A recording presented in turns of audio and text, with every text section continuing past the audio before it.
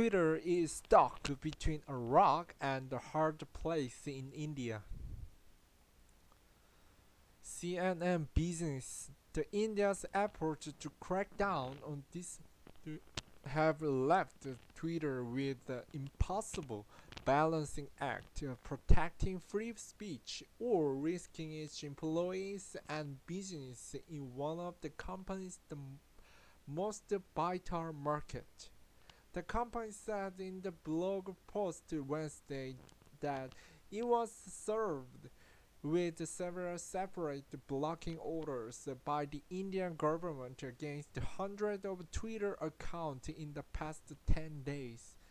Only last week, it briefly suspended many of those accounts at the government behest, but reinstated them a few hours later after a public outcry, including one handle with over 200,000 followers supporting the ongoing protest by farmers against the new agriculture reforms and another belonging to one of the country's most prominent magazines.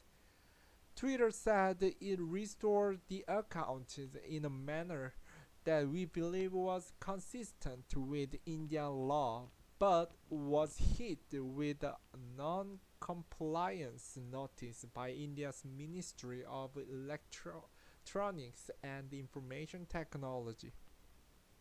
The notice threatened Twitter's employees with up to 7 years in jail, according to a report from BuzzFeed News. Twitter did not provide details on the content of the notice, and the Indian government did not respond to multiple requests for comment. The social media company said it had taken some action against more than 500 accounts that were flagged by the government's orders. Twitter said they were in clear violation of its rules. It also made several other accounts only visible outside India and restricted the visibility of certain hashtags containing harmful content. But Twitter also drew a line in the sand. Because we don't believe that the actions we have been directed to take are consistent with the Indian law and in keeping with our principles of defending protected speech and freedom of expression. We have not taken any action on accounts that consisted of news media entities, journalists, activists, and politicians, the company said. We'll continue to maintain dialogue with the Indian government and respectfully engage with them. Who will blink first? With more than 700 million internet users, India is a huge and important market for global tech companies, albeit an increasingly precarious one, as the government led by Prime Minister Narendra Modi seeks to tighten its grip on the internet and social media. The Modi government has previously clashed with a platform such as Facebook and WhatsApp and has proposed regulations that would expand its ability to police content online. It also banned TikTok and dozens of other apps last year after diplomatic tensions with China escalated, and it has resorted to shutting down the internet altogether in several parts of the country to curb protest. Now, Twitter is the latest company to find itself in the government's crosshairs. The platform has become a key conduit for the public and the increasingly international debate between proponents and critics of the Indian government's farm laws. The shrinking space for civil society is being mirrored by censorship and anti-democratic regulatory moves to cancel users from their right to free speech, said Temochi Saudararazan, executive director at advocacy group Equality Labs.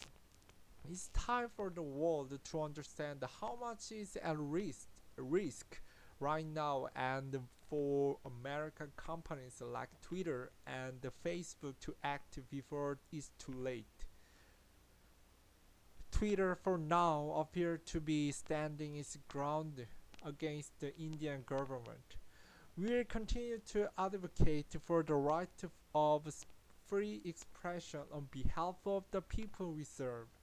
We are exploring options under Indian law, both for Twitter and for the accounts that have been impacted, the company said Wednesday.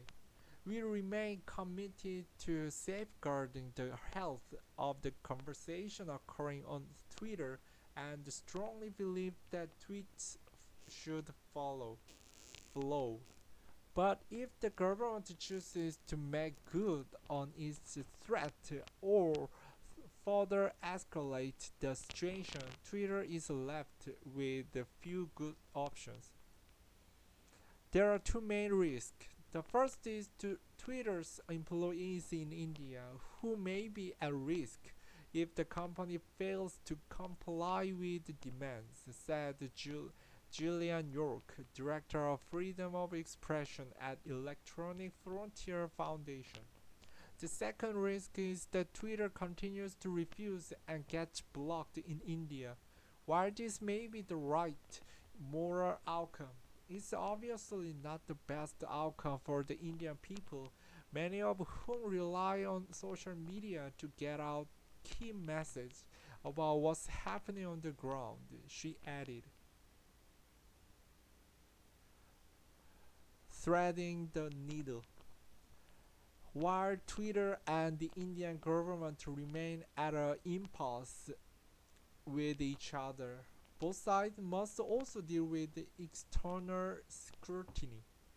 Social media companies have long faced the pressure to do more to combat misinformation and hate speech on their platforms.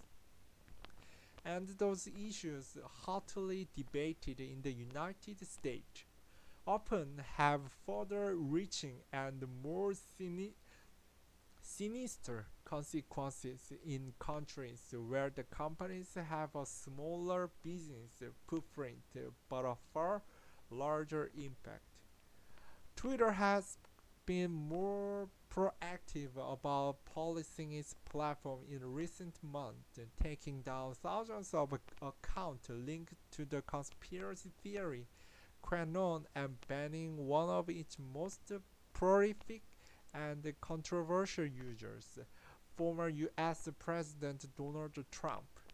With that ban, Twitter showed a willingness to apply its policies to a world leader who violated, albeit toward the end of his time in office. Its standoff in India also fits it against a powerful world leader in an important market. Jack has shown in the past that he can lead with his values, said Soundararazan, referring to Twitter CEO Jack Dorsey. But India, with more than 3 times the population of the United States and a very different social and political context, present one of the thickest challenges to Twitter outside its home country. In another apparent setback, the company also confirmed this week that its public policy head for India, Mahima Kaur, will step down in April after more than 5 years. Twitter does not break down user data for India, but third-party research suggests the country is one of its larger markets. The fundamental problem is consistency. Are they able to do the same kinds of contextual analysis that they did around the Quinone post, hydroxychloroquine post, and Trump's incitement? Said David Kaye, a law professor at the University of California, Irvine, who previously served as the United Nations Special Rapporteur on the promotion and protection of right to freedom of opinion and expression. India is a really great example of how hard that is. India, which bills itself as the world's largest democracy, must also calibrate its response. Even as it battles with Twitter, the Modi government is fighting a perception battle with some of Twitter's most prominent voices. The country's foreign ministry recently released a statement slamming sensationalist social media hashtag and comments, especially when resorted to by celebrities and others. After tweets about the farmer protest by singer Rihanna and environmental activist Greta Thunberg went viral. I think there's still a risk for Modi, in particular, of appearing to be unable to handle sort of fundamental democratic principles like the right to peaceful assembly, the right to protest, the right to criticize, and so forth. Kaye said. I think it will be interesting to see if the Biden administration and other governments who are friendly with India but are the Democratic camp really encourage the government to take a different approach here. The CNN's Manhina Suri and Aslam Mitra contributed to this report.